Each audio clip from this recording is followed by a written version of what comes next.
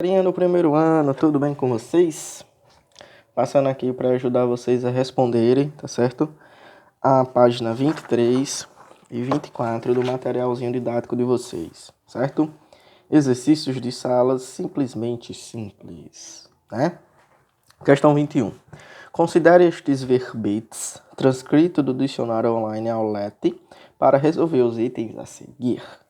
Mala, espécie de caixa feita dos mais diversos materiais usada para transportar em viagem roupas ou outros pertences.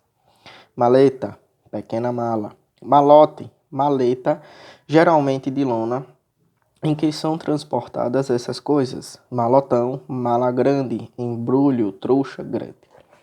Aí vem na letra A, né? Ele dá algumas características sobre palavras formadoras a partir da palavra mala, né? Nós já vimos isso em processo de formação de palavras.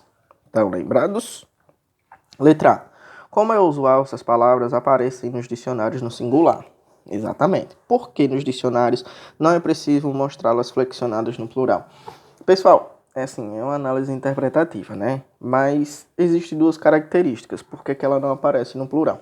Às vezes, como a gente viu anteriormente, quando você coloca essa palavra no plural, ela tem significado diferente do que a palavra original.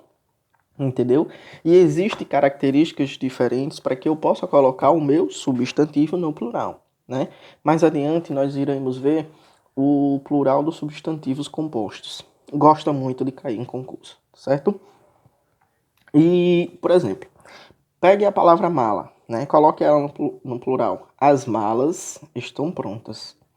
Aí se eu faço assim agora, os malas chegaram.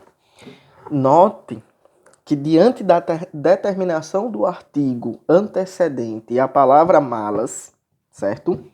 Eu consigo modificar o meu sentido e significado semântico da palavra, certo? Quando eu digo as malas objeto, certo? A mala objeto serve para colocar roupas. Quando eu digo os malas, o determinante anterior do artigo definido caracteriza-se de pessoas. Eu estou caracterizando pessoas, né?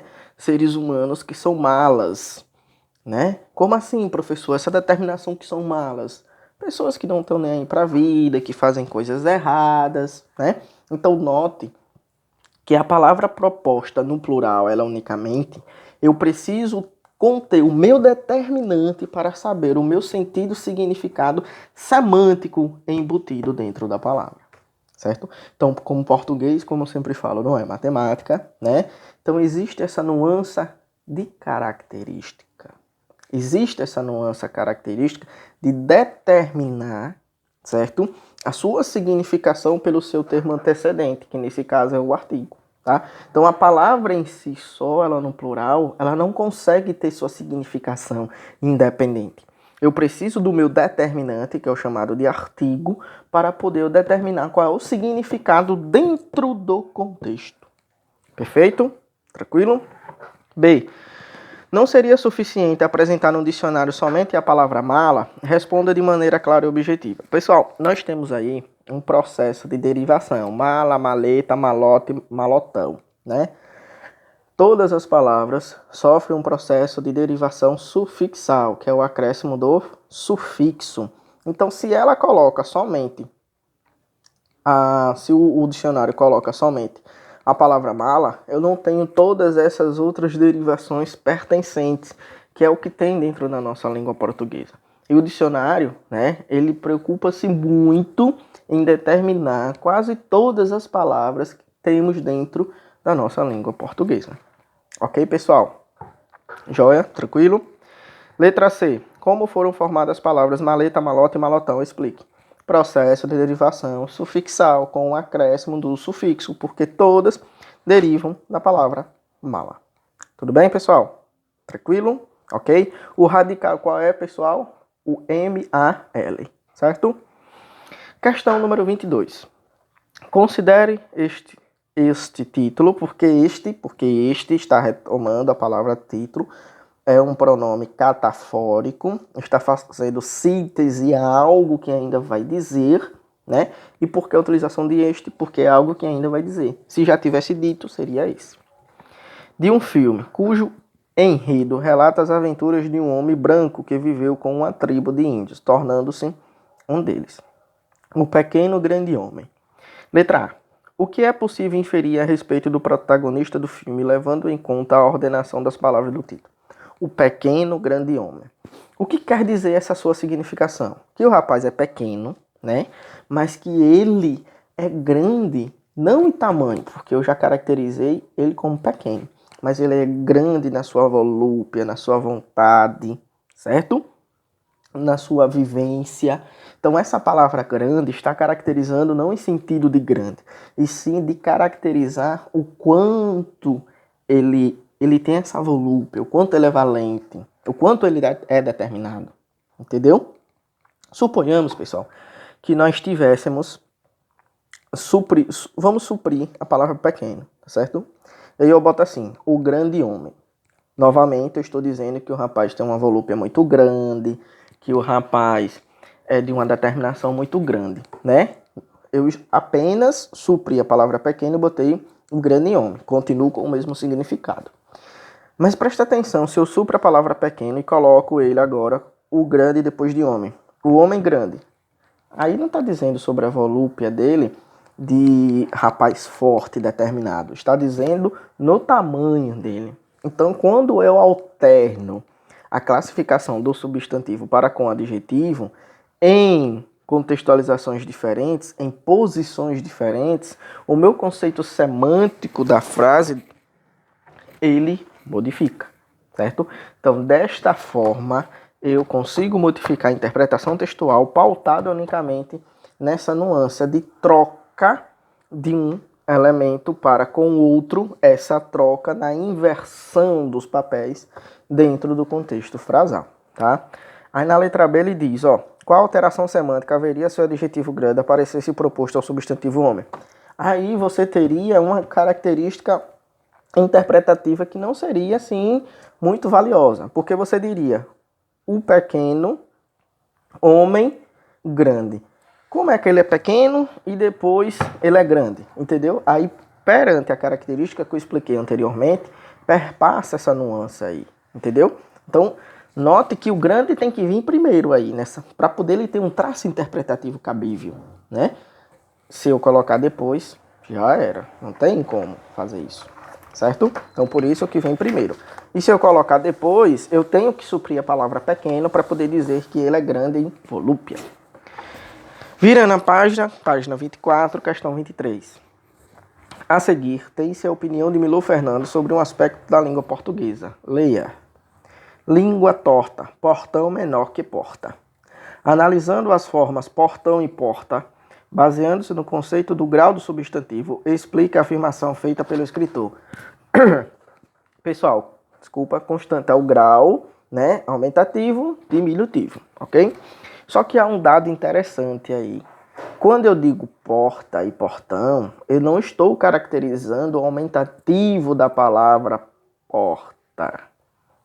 Eu estou dando um significado diferente. Porta e portão são características diferentes. Entenderam? Fogo, fogão. Não estou caracterizando que fogão é aumentativo de fogo. É um objeto em que eu utilizo para cozinhar elementos que têm o fogo ali. Entendeu, pessoal? Ok? Então, analisando as formas portão e porta e baseando no conceito do grau do substantivo, explique a afirmação feita pelo escritor. Portão menor do que porta. Note que a palavra portão, em sua conjuntura, pela terminação ão, ela pode ser designada como um aumentativo de porta, o que não é, certo? O que não é, certo? Então eu posso ter um portão pequeno e uma porta grande. A porta maior do que o portão. Então denota que o grau do substantivo para a porta não condiz com o portão, porque são elementos diferentes. Ok? B. Cria uma frase empregando outro substantivo que, tal como o portão, também seja aumentativo apenas na forma, mas não no sentido. Presta atenção, apenas na forma e não no sentido. Ele quer dizer o quê? que a forma portão pode ser o aumentativo de porta, mas é na forma como está escrita, mas não no sentido, porque o sentido de porta é um e portão é outro. O que é que vocês vão fazer? Vocês vão pesquisar aí outra palavrinha, mas eu quero que vocês façam no mínimo, 3 palavrinhas a 4. 3 palavrinhas a 4, o mínimo. Fechar 4, né? Deixar o negócio par. Eu quero que vocês pesquisem 4 palavrinhas em que tem essa mesma conjuntura, em que o suposto aumentativo, eu já dei um exemplo, fogo, fogão, em que o suposto aumentativo não é, na verdade, o aumentativo. É um sentido diferente do suposto aumentativo, o que acontece com porta e portão. Certo? 4 palavrinhas. Tá vendo como a língua portuguesa é muito linda, né? Onde você pensa que tem aumentativo, você tem um significado diferente. É uma coisa muito bonita, por isso que é muito gostoso estudar a língua portuguesa. 24. Cultivar amizade, semear empregos e preservar a cultura fazem parte da nossa natureza. Letra A. Explique o efeito expressivo que por meio da seleção lexical se obteve nessa frase. Desculpa. Pessoal, notem que as palavras cultivar, semear e preservar estão em seus sentidos semânticos lexicais diferentes do que o que a gente comumente pode usá-las, né? Cultivar, né? Semear, isso são adereços, pessoal, que trazem para um contexto da flora, não é? Um contexto da flora, de você cultivar algo, de você fazer alguma plantação, etc. Mas esses sentidos desses verbos empregados aqui nessas conjunturas, ele está aderindo que quando eu cultivo uma horta, por exemplo, eu devo cultivar também amizades, eu devo preservar por elas, eu devo semeá-las também. Note que estão em sentidos opostos. Ou seja, essas palavras cultivar, semear e preservar, pessoal, elas estão em um sentido conotativo, estão no sentido irreal da coisa, da utilização delas. Perfeito? Tranquilo? Então esse é o sentido que eu obteve na frase. E na letra B, reescreva essa oração substituído por substantivos cognatos, ou seja, semelhantes. Os verbos cultivar, semear, preservar. Faça as alterações necessárias. Vocês vão fazer a substituição desses verbos por verbos semelhantes, que tenham os mesmos, quase os mesmos, as mesmas nuances, né? Para que você pode fazer as alterações necessárias conforme a questão pediu. Então, pessoal, respondam, certo? Essas páginas, mandem para mim, que eu estarei disponível na plataforma para sanar todas as dúvidas. Tchau, pessoal, até mais!